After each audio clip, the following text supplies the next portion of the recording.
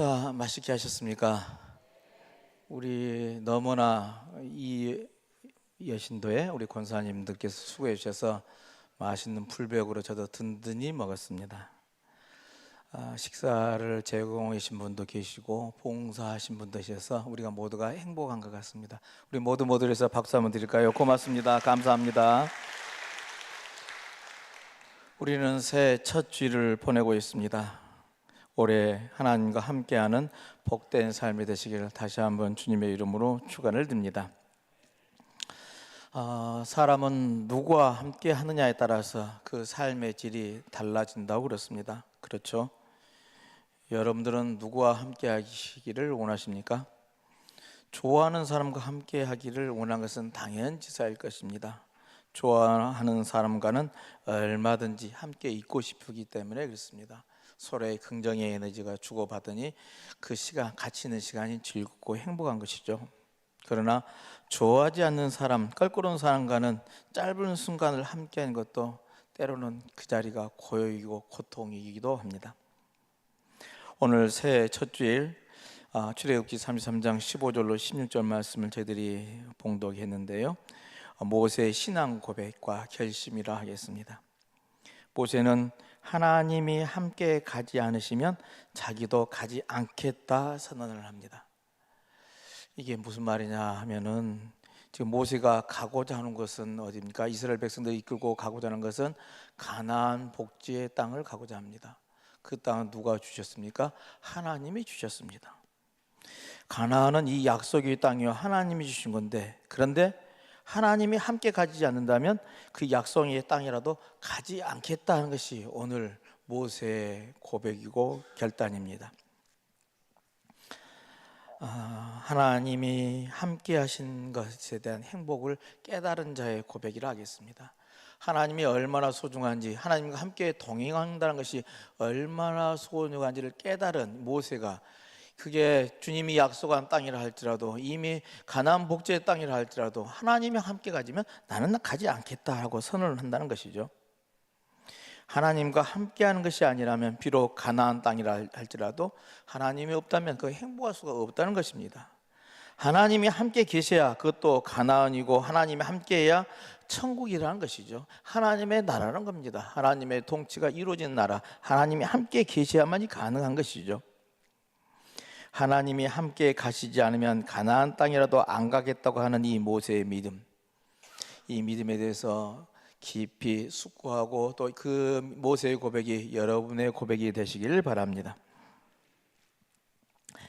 이 말씀의 전에 민수기에 있는 말씀을 보면, 민수기 14장에 보면은 이스라엘 백성들이, 우리들이 잘 아는 내용이죠, 가나안 땅을 정탐하고 돌아오게 합니다. 그 정탐꾼들의 보고를 듣고 동요를 하죠. 여호수아 갈렙만은 그것이 이제 우리가 들어갈 만한 것이다 하지만, 다른 10명은 그가 힘도 세고 군대도 많아서 우리가 들어가면 다 죽게 생겼다 해서 반대를 합니다. 이런 동요 가운데 이제 여호수아 갈렙이 안도시켰지만 하나님의 몹시 기분이 나쁘셔서 그 백성들에서 징계를 이제 멸하십니다.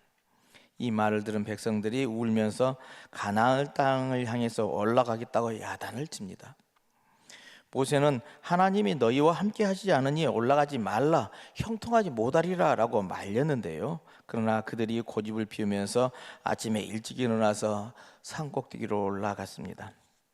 아말렉인과 산지에 가는 가나안 사람이 내려와서 이제 이스라엘 백성을 쳐서 이스라엘 백성들이 크게 패하는 일이 있게 되진 것이죠. 이렇게 하나님이 함께하지 않는다면 그게 그 어떤 땅이라 할지라도, 그가 어디라 할지라도 이제 갈 수가 없는 것이고 실패할 수밖에 없는 것이라는 얘기입니다. 하나님과 함께 한다는 것은 하나님의 명령과 또 그 목소리를 듣고 그 말씀에 전적으로 순종하는 데 있다 하겠습니다. 순종은 사랑을 전제로 하고 있습니다. 주님을 사랑하는 사람만이 그 말씀을 믿고 순종할 수가 있다는 것이죠. 그렇죠. 주님을 사랑하지 않는 사람들은 그 말씀을 따를 수가 없습니다. 반대로 순종하면 하나님이 우리와 함께 하신다는 겁니다. 요한복음 14장 21절 말씀 보실까요? 띄워주세요. 한 목소리 읽어보겠습니다. 나의 계명을 가지고 지키는 자라야 나를 사랑하는 자니 나를 사랑하는 자는 내 아버지께서 받을 것이요 나를 그를 사랑하여 그에게 나를 나타내리라. 아멘. 23절 말씀도 보겠습니다. 같이 읽습니다. 예수께서 대답하여 이르시되 사람이 나를 사랑하면 내 말을 지키리. 내 아버지께서 저를 사랑하실 것이요 우리가 저에게 와서 그 저를 저와 함께 하리라. 아멘. 말씀을 받고 그 말씀대로 행할 때 그의 주님이 내 안에 내가 주님 안에 거하는 믿음의 삶이 되어진다는 것이죠. 우리들이 잘 아는 예화 중에 링컨의 예화가 있지 않습니까? 노예 해방을 위해서 남북전쟁을 할 때 이때 많은 부하 장수들이 우리 이 전쟁은 하나님이 저주한 전쟁이고 하나님이 우리 편에 계시지 않으니까 이제 전쟁을 끝내고 휴전하자라고 이제 요청을 했습니다. 이게 이렇게 재촉하는 부하 병사들에게 하나님이 우리 편에 계신가를 묻지 말고 우리가 하나님의 편에 서 있는지를 확인하라 하는 것이 링컨의 말이었다는 것 아니겠습니까? 우리가 하나님의 편에 서 있기만 하면 전쟁에서 승리할 것이다 라고 말했다는데요, 그런 것이죠. 하나님 우리와 함께 하신 것이 중요한 것이 아니라 내가 하나님과 함께 하는가가 중요하다는 겁니다. 나는 과연 하나님의 편에서 하나님의 일을 하고 있는가를 물어봐야 한다는 것이죠. 우리가 그럴 때 하나님은 늘 우리와 함께 해주시면서 은혜를 베풀어 주게 될 줄로 믿습니다. 하나님은 저만치 가는데 우리는 뒤쳐서 아장거리지 말고 보조를 같이 해야 된다는 겁니다. 하나님은 꿈쩍도 하지 않는데 가만히 계시는데 나 혼자서 서두르고 앞서간다, 그것도 안 될 일이라는 이야기입니다. 하나님이 행하면 나도 행하고 그가 멈추면 나도 멈추는 일.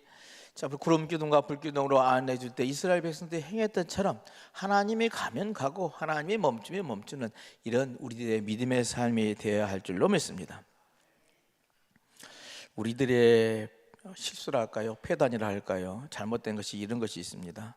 성경영신 예배 때 우리가 나름대로 고백을 하고 결단을 하죠. 신년 초부터 하나님과 함께 출발을 합니다. 그리고 믿음 다시 한번 가다듬고 열심히 신앙생활하려고 작심을 하고 출발하는데요, 한참 열심히 살다 보면은 하나님은 떼어놓고 혼자 가고 있는 것을 발견하게 되집니다. 하나님과 동행한다고 했는데 나 혼자 간다는 것 있을 수가 없더라는 얘기입니다. 또 하나님은 앞서가는데 나는 동떨어져서 딴짓하고 있습니다. 이런 모양도 안 된다는 이야기입니다. 우리는 습관적으로 그래 내가 교회 매일 주일 성수를 하고 하나님께 예물을 드리고 그렇게 신앙생활 하는데 늘 하나님은 나와 함께 할 거야 라고 생각을 합니다. 절기를 지키고 물질을 드리면 하나님이 함께 하는 것으로 착각을 합니다. 그러나 내가 하나님과 함께 하지 않으면 하나님은 나와 함께 하지 않는다는 것을 여러분 기억하시길 바랍니다. 그냥 관념적으로 하나님이 함께 계시겠거니 하고 내가 하나님과 함께 있거니 생각하고 있는 것뿐이라는 겁니다.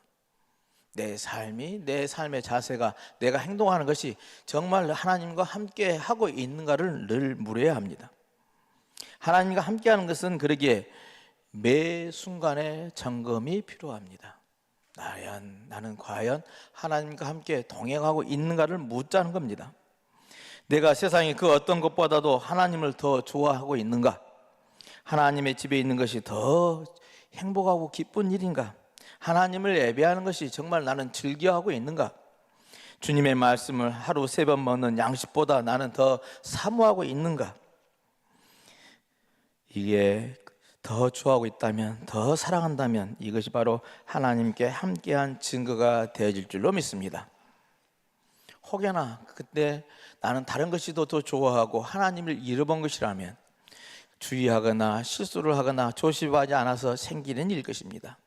주님을 잃어버린 것은 주님보다 다른 것을 더 좋아하고 사랑하기 때문에 생기지는 일일 것입니다. 그러기에 늘 성경은 우리에게 말씀하죠. 내가 항상 깨어있지 않으면 나도 모르는 사이에 주님과 거리가 멀어지거나 주님과는 상관없이 나 혼자 설쳐버리고 만다는 사실입니다. 우리에게 늘 말씀을 드립니다. 우리에게 두 가지의 두 길을 보여준다고 그랬죠. 넓고 좁은 길입니다. 근데 우리 세상 길이 가는 넓고 편한 길은 가만히 있으면 아무것도 안 하면 자연스럽게 넓고 편한 길로 가게 되어 있습니다. 근데 그 길의 끝은 뭐입니까? 멸망의 길이라고 그랬죠. 근데 좁고 험한 길은 우리가 의식적으로 가야만이 갈 수 있습니다. 거기를 가고자 매 순간 나를 물어보고 주님의 십자가를 바라보고 나를 다듬으면서 가야 할 길입니다. 그렇게 험난하고 힘이 들기도 하죠. 그러나 그 길의 끝이 생명의 길이고 축복의 길이라는 것이 성경이 우리에게 주는 메시지 아닙니까? 우리는 늘 점검하고 그 길을 가기 위해서 애써야 한다는 겁니다. 누구와 동업을 하려 하면 뜻이 맞아야 우리가 할 수가 있죠. 주님과 함께하고 동행을 한다면 목적지가 같아야 주님과 동행할 수가 있는 것입니다. 그래서 아모스 3장 3절에 보면은 두 사람이 의합지 못하고야 어찌 동행하겠느냐라는 말씀이 있는데요. 주님 우리에게 천국의 행복을 주시려고 동행하기를 요구를 하십니다. 근데 우리는 어떻습니까?